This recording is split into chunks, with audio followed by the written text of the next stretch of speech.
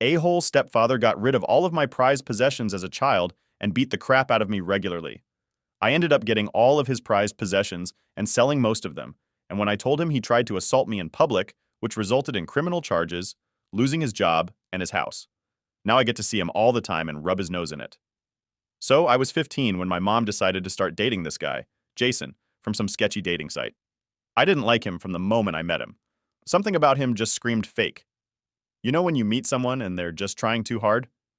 That was Jason. But, I figured it wouldn't last long, and whatever. I could just ignore him, right? Well, 2 months later, the guy moves in. Just like that. I didn't even have a say. My mom, Anna, didn't ask me if I was cool with it or if I had any feelings about it. Nope. One day, he was just there with his ugly plaid suitcase sitting in the living room like it owned the place. It was like he brought his bad energy with him. I tried to keep my head down and stay out of his way. Maybe he'd leave me alone if I wasn't a problem. Spoiler alert. That didn't work. About 3 weeks after he moved in, I came home from school to find that everything I cared about was gone. I'm talking about everything. My skateboards, my BMX bike, the half pipe I built myself, all my ice hockey gear. All of it. Gone. At first, I thought maybe they'd been stolen or something, but nope. Turns out Jason decided to take it all to the dump while I was at school. When I confronted him, he didn't even try to hide it. He just looked at me with this smug look and said, "I didn't want all your crap cluttering up my garage." Excuse me? His garage? The guy had been living with us for, what, like 5 minutes? And now everything was his? I was so angry I couldn't even talk. My mom just stood there. She didn't even back me up. I remember her saying, "Just let it go, honey. It's just stuff." Just stuff. Sure, I didn't need that skateboard or that BMX bike to survive, but it wasn't about the stuff. It was about the fact that Jason just came into my life, uninvited, and started throwing things away like I didn't matter. Anyway, I tried to suck it up. I told myself, okay, maybe that's the worst of it. Maybe this guy is just a neat freak or something. Boy, was I wrong. About 2 months after that, we were having dinner. It was some boring weeknight meal, nothing special. I got up to grab something from the fridge, and Jason snapped at me. "You didn't ask to be excused." I shrugged and said, "I didn't know I had to." Before I could even blink, the guy punches me square in the stomach. It wasn't some light slap or shove either. This was a full-on punch, like he was trying to knock the wind out of me. And it worked. I doubled over, gasping for air, completely stunned. I mean, what kind of grown man punches a 15-year-old? A total psycho, that's who. I looked over at my mom, thinking she'd say something, anything, but she just sat there. She didn't even flinch. She didn't even tell Jason to calm down. I was on my own. I could feel my whole world starting to collapse right there. My mom wasn't going to help me. She was too wrapped up in Jason to care about what he was doing to me. After that, things just got worse. It was like Jason had figured out he could do whatever he wanted, and I couldn't do a thing about it. He was obsessed with the idea that I was a lazy, worthless nerd. I had a solid collection of comics and Pokemon cards and a stack of fantasy and sci-fi books. I spent a lot of time reading and playing video games on my PS2. I guess that made me a target for him. One day, I came home to find that all of it was gone. My entire collection of comics and Pokemon cards? Gone. My PS2 and all the games? Gone. He'd tossed everything. I stormed into the kitchen ready to blow up at him, but before I could even get a word out, he gave me that same smug grin. Boys your age should be out playing football, not sitting around playing video games like some fey asterisk got nerd. I'll never forget how that made me feel. It wasn't even just about the stuff. It was about him taking away the things that made me, me. He was trying to erase who I was, and my mom, she let him. She even agreed with him half the time, saying I should be spending more time outside like normal kids. Normal. As if playing video games and reading comics made me less of a person. And the thing is, Jason wasn't some random unemployed loser. He was a middle school teacher. Yeah, he spent his days teaching kids and refereeing sports games in his free time, acting like he cared about them. But behind closed doors, he was this cruel, controlling asshole who made my life a living hell. The worst part was when he started controlling my money. My mom used to give me lunch money every week, so I could at least eat something during school. Jason decided I didn't deserve lunch money anymore because apparently I'd just spend it on gay shit like comics and video games. I was a kid. I needed to eat, and now I couldn't even afford a slice of pizza. So one day, I did what any starving 15-year-old would do. I took a few bucks from his stupid change jar. It wasn't even a lot, just enough for a slice of pizza and a soda. But of course, my twin sister Kelly, who loved causing drama, told Jason what I'd done. I thought he'd maybe yell at me, ground me or something, But nope, he called the cops. Jason actually called the police on me for taking like $3 out of his change jar. When they showed up, I was in total shock. I couldn't believe it. Jason pressed charges for larceny, over $3. The cops didn't even take it seriously, but Jason insisted. They took me down to the station, and when I came home, Jason was waiting. He didn't waste any time. The second I walked through the door, he beat the crap out of me. I remember lying in my room later that night, staring at the ceiling, thinking, is this it? Is this my life now? The next morning, I ran away. I didn't even have a plan. I just grabbed my backpack, stuffed it with some clothes, and took off. I couldn't stay in that house for one more second. But of course, the cops found me and brought me back. And the first thing Jason did, he started working on my mom, trying to convince her to send me away to some military school or boot camp. Anything to get me out of the house. By the time I turned 16, I had been in and out of juvie because of that larceny charge. I spent my 16th birthday behind bars, all because Jason was determined to ruin my life. Looking back, I don't even know how I survived it all. I was trapped, stuck in this house with a guy who hated me, and a mom who didn't care enough to stop him. I felt like I had no one in my corner. And the worst part was, I wasn't sure if it would ever end. All right. So after the whole mess with Jason taking my stuff and calling the cops over a few bucks, things didn't get better. In fact, they got way worse. Jason seemed to take some kind of sick joy in making my life hell. It was like he was constantly coming up with new ways to screw with me. And the worst part? My mom, Anna, let him. She didn't even try to stop it. She acted like it wasn't happening, or worse, like it was my fault for not just doing what Jason wanted. After the police incident, Jason stopped pretending to be the nice guy in front of my mom. I mean, he didn't hit me when she was around. He wasn't that dumb. But he made sure to show me exactly where I stood in the house. If I said anything he didn't like, he'd give me this look like, you better watch it. And it wasn't just looks either. He started making these ridiculous rules, like I had to ask for permission to do anything. Get up from the table, use the bathroom, go to my room. If I didn't ask, there'd be consequences. One night, I was in my room, minding my own business, just trying to do my homework. It wasn't even that late, maybe like 9 p.m. Jason comes barging in without knocking, like he owned the place. He starts yelling at me about how I didn't do my chores that day. I explained I was working on a school project, and I'd get to them after. Apparently, that was the wrong answer. Next thing I know, he's dragging me out of my chair by the back of my shirt, yelling about how lazy I am. He slammed me into the wall so hard my shoulder cracked against it. The whole time he was telling me how I'd never amount to anything, how I was worthless. And again, where was my mom? In the living room, watching TV, acting like everything was totally fine. Afterward, when I told her what happened, she just said, "You really need to stop provoking Jason." Provoking. Right, like it was my fault he was a complete psycho. A couple weeks later, things escalated again. Jason had this thing where he hated seeing me enjoy anything. Like, if I was playing a game or reading a book, that was a problem for him. He wanted me to be working, cleaning, or doing whatever he thought was manly. So one Saturday, I was sitting in the living room playing a video game. Nothing crazy, just trying to relax. Jason comes storming in from outside, covered in sweat from working on his stupid woodworking project. He sees me, and I swear his face turns red. "Get up," he growls. I look up, confused. "What?" I said, "Get up, go mow the lawn, now!" It was literally 2 p.m., and it was over 90 degrees outside. I hadn't even finished the game I was playing.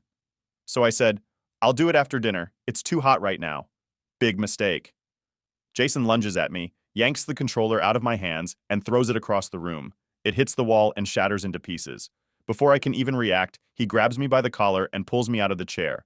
This time, he's not just angry, he's furious. "Do it now, or you'll be sorry," he hisses in my face. At this point, I knew better than to argue. I grabbed the mower and went outside, feeling the heat slam into me like a wall. I spent the next 2 hours mowing the lawn under the blazing sun, drenched in sweat. By the time I finished, I was so exhausted I could barely stand. Jason didn't care. He came outside, inspected my work, and then had the nerve to point out spots I missed. He made me go back and fix them, even though I could barely see straight. When I finally went back inside, my mom was at the kitchen table, reading a magazine. She looked up, saw me covered in sweat and dirt, and said, "You know, if you just did what Jason asked the first time, this wouldn't happen." That was the moment I realized something. My mom wasn't going to help me. She wasn't on my side. No matter what Jason did, she was always going to take his side. I was completely alone. The next few months were just one long nightmare. Jason kept finding new ways to make my life miserable. He'd barge into my room at random times, demanding I do chores or accusing me of slacking off. He threw out more of my stuff, including my favorite jacket that my grandma had given me before she passed. When I confronted him about it, he just shrugged and said, "It was ugly anyway." It wasn't just physical stuff he took, though. He took away any sense of safety I had in my own home. I was constantly on edge, always waiting for the next time he'd snap. I barely slept because I was afraid he'd come into my room in the middle of the night. I started flinching anytime someone raised their voice around me, even at school. Speaking of school, things weren't much better there. I used to be a decent student, nothing special, but I got by. But with everything going on at home, my grades started slipping. I couldn't concentrate on anything. I'd sit in class just staring at the clock, counting down the minutes until I had to go back home to Jason. My teachers noticed, but none of them ever asked me what was going on. And honestly, even if they had, I wouldn't have known what to say. What could I say? My stepdad's a psychopath and my mom doesn't care? Yeah, like that would help. The only person who seemed to get it was my best friend, Ryan. He knew something was up, but I never told him the whole story. I didn't want anyone to know how bad it really was. But he could tell. One day after school, he caught up with me and asked, "Dude, are you okay? You haven't been yourself lately." I shrugged it off like I always did. "Just dealing with some stuff at home," I said. Ryan gave me this look like he didn't believe me, but he didn't push it. "Well, if you ever need to talk, you know where to find me." I nodded, but in my head I was thinking, what's the point? Talking won't change anything. Around this time, Jason's discipline got more public. He started tearing into me in front of my mom's friends, in front of the neighbors, anyone who would listen. He'd humiliate me, call me lazy and weak. One time, in front of a whole group of people, he told them I was never going to be a real man because I couldn't handle his tough love. Everyone just laughed. No one thought to ask if maybe, just maybe, Jason was going too far. My mom, of course, stood right next to him, nodding along like she agreed with every word. I think that's when I started to feel something shift in me. I was angry, so angry, but I didn't know what to do with that anger. It wasn't just about Jason anymore. It was about my mom, too. She let this happen. She let him do this to me. She wasn't just a bystander, she was part of the problem, and that realization, it made everything worse. But as much as I hated both of them, I felt trapped. I had nowhere to go, no one to turn to. I didn't even have money for lunch most days, let alone a way to escape. So I stayed. I stayed, and I survived. Barely. So, by the time I was 16, things were bad. Like, really bad. Jason wasn't even trying to pretend like he cared about me anymore. It was all about control, about breaking me down until there was nothing left. But the thing is, I wasn't going to give him the satisfaction of knowing he had me beat, even if I was starting to feel like I couldn't take it anymore. One day, things hit a new low. It was a Friday afternoon, and I'd just gotten back from school. I was exhausted because Jason had kept me up half the night with his random chores. Seriously, he'd make me mop the kitchen floor at 2 a.m. just because he felt like it. Anyway, I get home, and the first thing I notice is that something's off. The whole house feels empty. It's hard to explain, but you know when you can just tell something is wrong? Yeah, that feeling. I go into the kitchen and Jason's there, sitting at the table with this weird smirk on his face. I hated that smirk. Every time he smiled like that, I knew it meant he was about to pull something messed up. My mom wasn't home, which wasn't that unusual, but still, it felt weird. Jason was just sitting there, tapping his fingers on the table, like he was waiting for something. "Hey, Mike," he says, still smirking. "Guess what I found in your room?" Immediately my stomach dropped. I had no idea what he was talking about, but I knew it wasn't good. "What are you talking about?" I asked, trying to keep my voice steady. "Oh, don't play dumb with me," he says, standing up and walking toward me. He gets real close, too close, like he's trying to intimidate me. "I found your stash." Now I was seriously confused. Stash? What stash? I didn't keep anything in my room besides my school stuff, and honestly, what was even left for him to take? He'd already thrown out everything I cared about. "What stash?" I ask, taking a step back, even though I didn't want to show him I was scared. "Your drugs," he says, like it's the most obvious thing in the world. "Found them hidden under your mattress." I stared at him, totally shocked. "I don't do drugs," I said, completely baffled. I wasn't that kind of kid. I never even drank or smoked. But Jason? He was standing there, acting like he'd just busted me for some major crime. "Don't lie to me," he shouts, his face turning red. He pulls out this little baggie from his pocket. It had some random pills in it. I had never seen them in my life. "Where the hell did you get that?" I asked, now more confused than anything. "That's not mine." Jason just shakes his head, like he doesn't believe a word I'm saying. "You've really done it this time," he says, pacing around the kitchen like he's working himself up. "I'm calling your mom. We're sending you away." That's when it hit me. This was his plan. He was trying to frame me. He wanted me gone, and this was how he was going to do it. I couldn't believe it. I knew Jason hated me, but this was a new level of messed up. Before I could even think of how to respond, he picks up the phone and calls my mom. I stood there, completely helpless, while he told her he'd found drugs in my room and that I'd been hiding them for months. My mom, without even asking me if it was true, believed him. Of course, she did. I should have expected it, but it still hurt like hell to hear her say, "We need to do something about him, Jason. Maybe we should look into that military school you mentioned." Military school. This guy was literally framing me so he could ship me off to military school and get rid of me for good. I lost it. I mean, I absolutely snapped. I started yelling, telling him he was lying, that the pills weren't mine, that I wasn't going anywhere. But Jason didn't care. He just stood there, grinning like he'd won. And my mom? She just stayed on the phone, agreeing with him like she always did. I knew I had to get out of there. If I stayed, he was going to ruin my life. So I did what I thought was my only option. I ran away. Again. But this time, I wasn't just running because I needed space. I was running because I couldn't live in that house anymore. I couldn't take another minute of Jason's abuse, and I couldn't handle my mom's constant betrayal. She wasn't just standing by and letting it happen. She was helping him. I grabbed my backpack, stuffed it with whatever clothes I could find, and left. I didn't have a plan. I didn't have anywhere to go. I just ran. I was on the streets for a couple of days, sleeping in the park and trying to figure out what the hell I was going to do next. I thought about going to Ryan's house, but I didn't want to drag him into my mess. Plus, his parents were super strict, and I didn't want them to think I was a bad influence or anything. So I just wandered around, trying to stay out of sight and avoid anyone who might recognize me. But of course, I couldn't run forever. On the third day, the cops found me. They picked me up and took me straight back to Jason and my mom. When I walked in the door, Jason was sitting there with that same damn smirk on his face, like he was happy to see me get dragged back. He didn't even wait for the cops to leave before he started laying into me. "You think you can just run away and everything will be fine?" he sneered, pacing around me like a predator. "You're going to military school, Mike. There's no way out of this." I looked over at my mom, hoping she'd maybe, just this once, stand up for me. But no. She just stood there, arms crossed, nodding along with everything Jason said. She was completely on his side again. It was like I didn't even exist to her anymore. At that point, I'd had enough. I wasn't going to beg. I wasn't going to cry. I just stared at them, this hollow feeling settling in my chest. I didn't say a word as Jason kept yelling, telling me how much of a failure I was, how I was never going to amount to anything. It was like I'd become numb to it all. But deep down, something was changing. I wasn't scared of him anymore. I wasn't going to let him control me. And I sure as hell wasn't going to military school. I just didn't know how to stop it yet.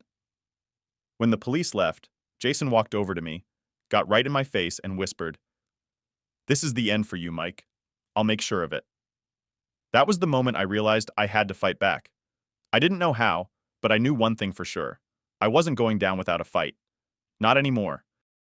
By the time I was 18, I'd finally gotten out of that house. After running away a couple more times, my mom and Jason decided military school wasn't worth the trouble. Maybe they didn't want to pay for it, or maybe they just got sick of dealing with me. Either way, I was done. I graduated high school, packed my bags, and left as soon as I could. I didn't care where I went, as long as it wasn't under Jason's roof. At first, I didn't look back. I didn't call my mom, didn't visit, didn't even drive through the neighborhood. I was done with both of them. For a couple of years, I focused on getting my life together. I got a job, started lifting weights, and made sure I never had to rely on anyone like Jason ever again. I guess you could say I got stronger, not just physically, but mentally too. I wasn't that scared kid anymore. Jason had no power over me, at least not like he used to. But here's the thing. The past doesn't just disappear. It sits there, waiting for you, whether you want to deal with it or not. And for me, it all came rushing back when I heard my mom was sick. It started with a random call from my aunt.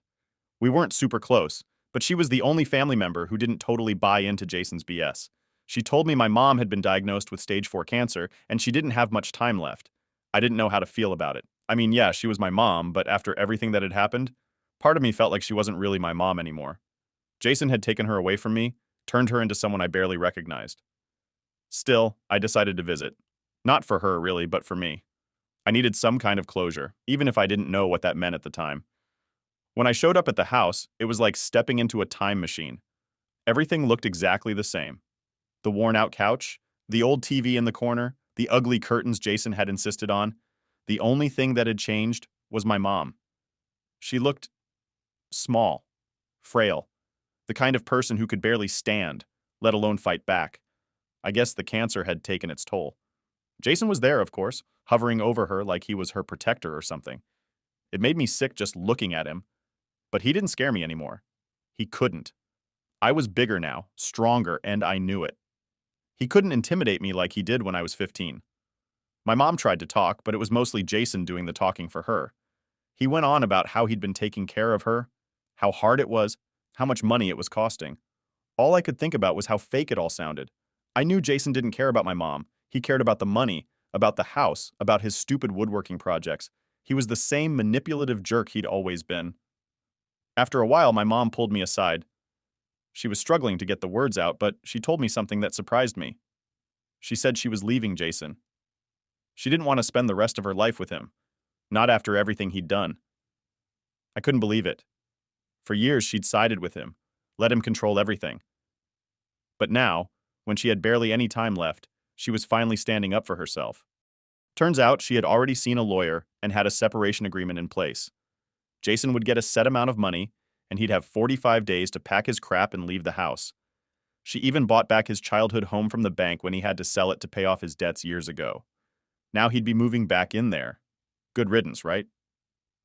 It didn't take long after that for my mom to pass away. I had mixed feelings, honestly.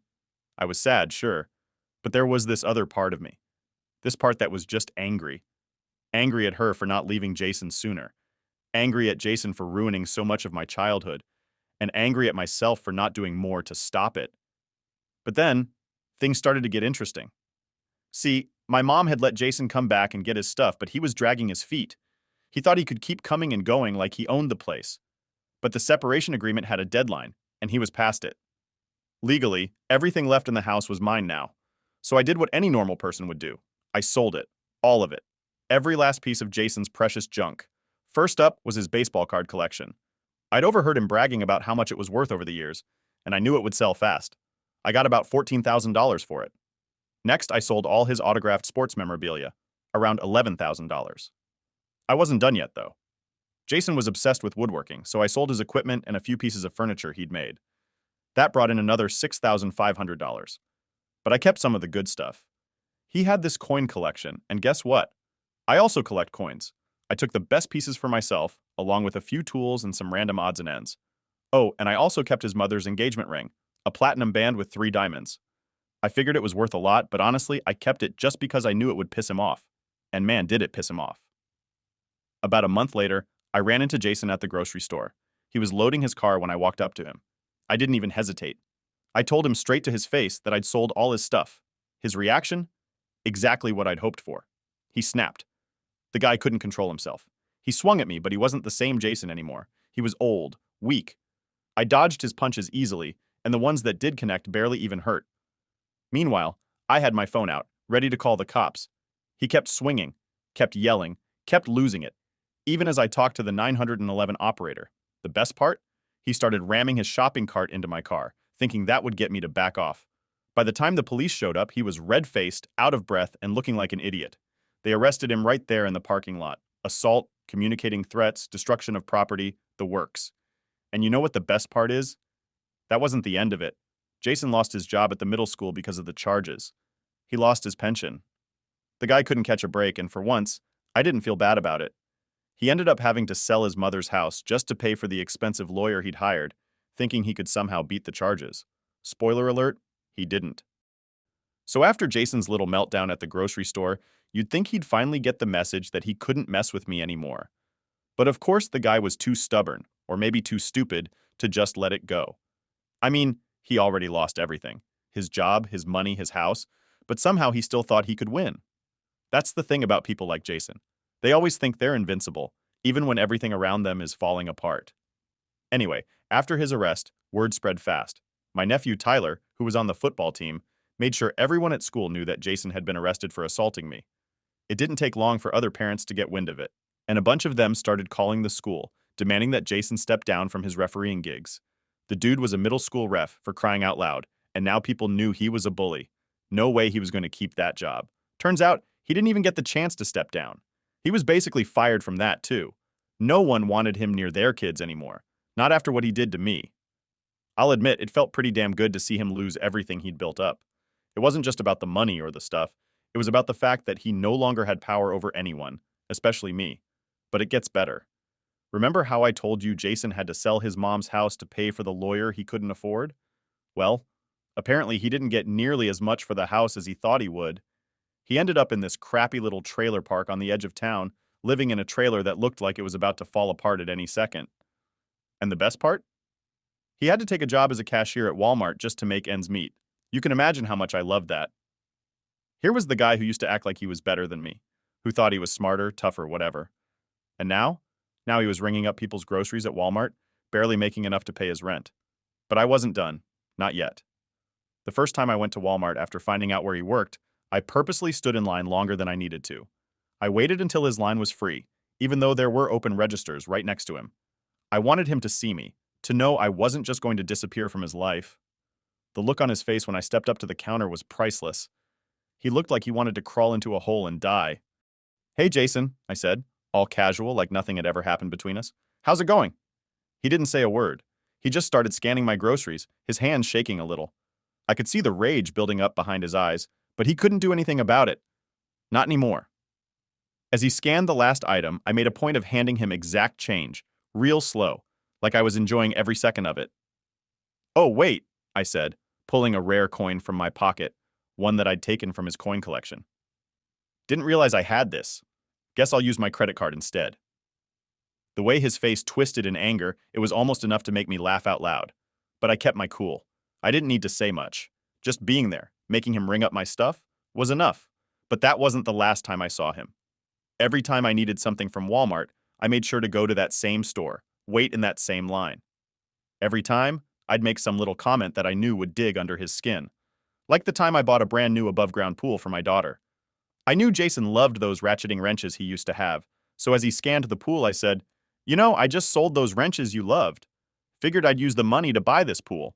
My daughter's gonna love it." He didn't respond, but I could tell he was fuming.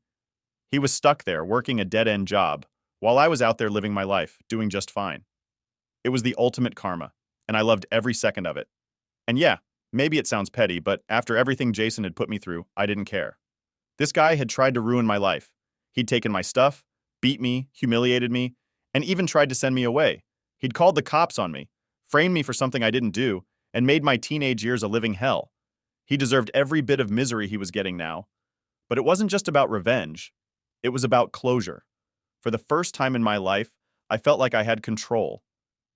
Jason couldn't hurt me anymore. He couldn't take anything away from me. In fact, he was the one losing everything now, and I was the one who got to walk away, head held high. The final nail in the coffin came a few weeks later. My niece Emma, who went to the same middle school where Jason used to work, told me that he'd come back to the school to get his stuff after losing his job. Apparently, he made this huge scene in the middle of the hallway, yelling at the principal and crying about how unfair it all was. The kids who were there for summer school saw the whole thing. Emma said it was the most embarrassing thing she'd ever seen. I couldn't help but laugh when she told me. Jason had spent his entire life trying to be the big man, the one in control, and now he was nothing. Just some washed-up guy who couldn't even hold it together in front of a bunch of middle schoolers. After that, I didn't see much of Jason. I still went to Walmart from time to time, but I didn't need to rub it in anymore. I'd gotten what I wanted. Jason's life was ruined, and mine was just beginning.